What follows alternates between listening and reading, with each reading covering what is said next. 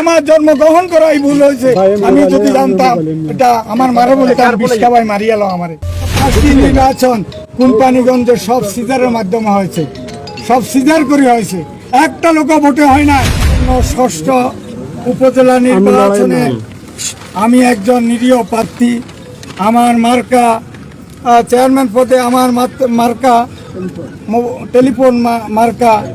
আমি আজকে গতকাল আমার একটা বিজয় হয়েছে সুপ্রিম কোর্টে, দ্বিতীয় বিজয় 29 তারিখে। আমার জনগণ যদি সুষ্ঠু নির্বাচন করতে পারে ইনশাআল্লাহ আমার বিজয় শতভাগ আমি আশা করি। আমি জন্ম থেকে গত 30 বছর আমি সুখে দুঃখে মানুষের, যেই লোক যেখানে আসছে যদি বলে প্রধানমন্ত্রীরে ফোন করো, আমি নিষেধ করি নাই, সাথে সাথে করেছি।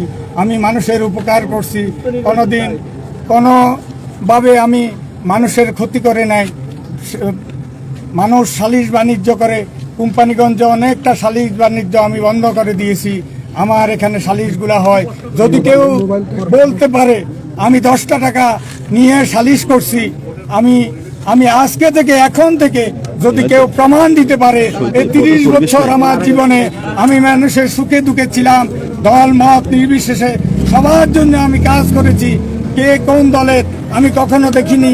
আমি সেবা করে গেছি জনগণের, আমি মানুষকে ভালোবেসে গেছি, আগামীতেও আমি ভালোবেসে যাব। নির্বাচনে আমার যাই হোক আমি মেনে নিব, তবে সুষ্ঠু নির্বাচন হতে হবে। আজকে বসুয়াট বাজারে যে তাণ্ডব শুরু হয়েছে, আমার বাসায় একটা কাজের লোকও আমি পাচ্ছি না। আমার লোকগুলা সব পালিয়ে গেছে ভয়ে, তারা হেলমেট বাইর করছে, তারা বাড়িয়ে যায়, সারা রাত তাণ্ডব চালায়। উরা কোম্পানিগঞ্জে ওই কুখ্যাত রাসেল্লা 6 বছরের সজাবদ্ধ আসামি, তারে পুলিশ ধরে না, সেই কোম্পানিগঞ্জে অপকর্ম করে। আরো 2টা বহিরাগত লোক আছে, আমি এখন বলবো না, তারাও এই হেলমেট বাহিনীর সাথে জড়িত। মানুষের ঘরে ঘরে আর ছোট ছোট ছেলেদেরকে, বয়স্ক লোকদেরকে বিভিন্নভাবে কিশোর গ্যাং দিয়ে বিভিন্নভাবে অত্যাচার করে। আপনি বসুরহাটে আপনারা আজকে গিয়ে দেখুন, আপনারা নিরপেক্ষভাবে সাংবাদিক হিসাবে দেখেন তাদের একটা ভোট আছে কিনা, তাদের প্রার্থীকে কেউ ভোট দিবে কিনা। এটা ফসে গেছে। আমার সাথে খেলাইতে গিয়ে তারা গতকালকে হেরে গেছে। সুপ্রিম কোর্ট তাদের গালের উপর ছুড়ে দিয়েছে যে এই মামলা কোনো রকমে হতে পারে না, এটা আপনার বিরুদ্ধে ষড়যন্ত্রমূলক তারা এগুলো করছে।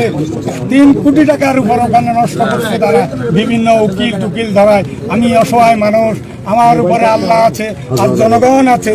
আমি জনগণকে নিয়ে এখনো রাস্তায় আছি। ইনশাআল্লাহ আগামী 29 তারিখে যদি সুষ্ঠু নির্বাচন করতে পারি ইনশাআল্লাহ আমি বিপুল ভোটে জয়যুক্ত। গত 5টি নির্বাচন কোম্পানিগঞ্জের সব সিজারের মাধ্যমে হয়েছে, সব সিজার করে হয়েছে, একটা লোক ভোটে হয় না। আমি স্পষ্ট বলতে চাই আপনাদেরকে, আপনারা খবর নিয়ে দেখেন। এবারও তারা সেই তাণ্ডব দিয়ে আমার ভোটটাকে, আমার রায়টাকে তারা অন্যদিকে ফিরাইতে চাইতেছে। তারা প্রশাসনতন্ত্র আমার বিরুদ্ধে প্রথম থেকে লেগে রেখেছে। আমাকে বারবার এখান থেকে, আমার নির্বাচন থেকে আমাকে বারবার বহিষ্কার করছে, মনোনয়নপত্র আমার বাতিল করছে। আমি হাইকোর্ট, সুপ্রিম কোর্টের লাস্ট গতকাল আমার জয় হয়েছে। তাদের তাণ্ডবে কোম্পানিগঞ্জে আমার একটা কর্মী কোথাও ঘুমাতে পারতেছে না। 8 জনকে আমি হাইকোর্ট থেকে গত বুধবারে জামিন নিয়ে আসছি। পোস্টারগুলা লাগাই, একটা পোস্টার নাই দেখে। রাত্রে তারা তাদের হেলমেট বাহিনী, পাশাপাশি বর্তমান সরকার দলে যারা মনে করে আমরা নমিনেশন দিছি আওয়ামী লীগ, বাংলার কোথাও কোনো জায়গায় যদি আমাকে দেখাতে পারেন আওয়ামী লীগের প্রার্থী আছে মনোনীত, আমি কান কেটে ফেলবো। তারা যেইভাবে নির্যাতন অত্যাচার আমার উপর করতেছে, আমি জন্ম থেকে তাদেরকে সহযোগিতা করিও দেখছি, তারা তারপরও আমাকে অসহযোগিতা করে। এই পরিবারে আমার জন্মগ্রহণ করাই ভুল হয়েছে। আমি যদি জানতাম এটা আমার মারা বলে তার বিষ্কাবাই মারিয়ালো আমারে। কোম্পানিগঞ্জে তারা 2 জন ভাই, আর কেউ নাই, আর সব শিগাল কুকুর। আমাদেরকে বলে আমরা কুলাঙ্গার। কিসের ভাই কি বিচার কার কাছে দিব আমি? প্রশাসন তো আমার বিরুদ্ধে, আমার লোক সকাল বিকাল তারা যে নির্যাতন করতেছে, একটা লোক রাস্তা দিয়ে হাঁটতে পারে না। তোমার নামে ওয়ারেন্ট আছে, কে আদো নলে ঢুকে আলাম। সুষ্ঠু নির্বাচন চাই। আমি প্রশাসনকে সুষ্ঠুভাবে যেন নির্বাচন হয়, আমি মাননীয় প্রধানমন্ত্রীর কাছে বলতে চাই, আপনি আমার কোম্পানিগঞ্জে, নোয়াখালী কোম্পানিগঞ্জের দিকে একটু তাকিয়ে দেখেন, এখানে কি সন্ত্রাস চলতেছে। এখানে আওয়ামী লীগের লোক বিএনপি বলে তারা মারধর করতেছে, তাদের পায়ের গিরেগারা সব ফেটে ফেলছে, বিভিন্নভাবে নির্যাতন অত্যাচার করতেছে। সামনে আওয়ামী লীগ কি দিয়ে থাকবে, কি দিয়ে করবে, কারা আওয়ামী লীগ করবে? আওয়ামী লীগে আমরা জামাত শিবির বানায়, তারা অত্যাচার করতেছে।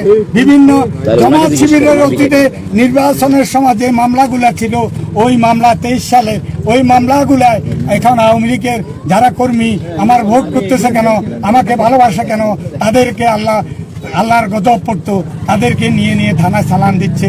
আমি গত কয়েকদিন আগে ওখান থেকে কয়েকজন, আবার এখন 8 জনকে আসামি করে 30 থেকে 40 জনকে রাখছে অজ্ঞাতনামা, তাদেরকে দিয়ে আবার তাদেরকে রেস্ট করার জন্য বিভিন্ন পায়তারা করতেছে।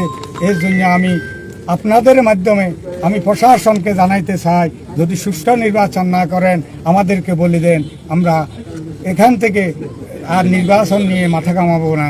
হয়তো মানুষ ক্ষয়ক্ষতি হবে, কোম্পানিগঞ্জে হাজার হাজার লোক আতঙ্কে, হাজার হাজার লোক আতঙ্কে আছে, তারা ঘরে শুইতে পারতেছে না, তাকে ভায় না, তার মা বাবাকে যাই লাথি উন্ডা মারতেছে, তারা বিভিন্নভাবে অত্যাচার করতেছে। এই অত্যাচারের বিচার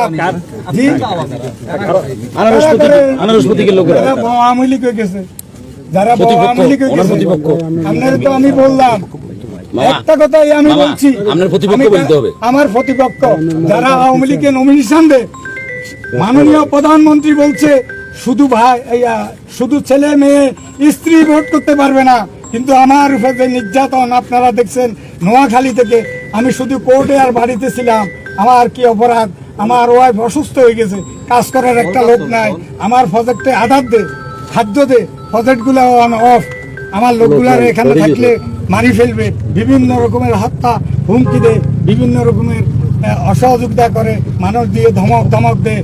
এই মধ্যে আমরা কিভাবে নির্বাচন করবে? এটার জন্য দায়ী বসুরহাট পৌরসভার মেয়র, আমার বড় ভাই। আমি ওনার বিরুদ্ধে কিছু বলতে চাই না, উনি এসব হাতুড়ি বাহিনী, উনি গত 3 বছর এগুলা করে, কিন্তু অতীতে ওনার কোনো বদনাম ছিল না। আমার ভাই কত ভালো মানুষ ছিল, এখন সেই মানুষের মধ্যে নাই, আমি মাননীয় প্রধানমন্ত্রীর কাছে এটার বিচার চাই।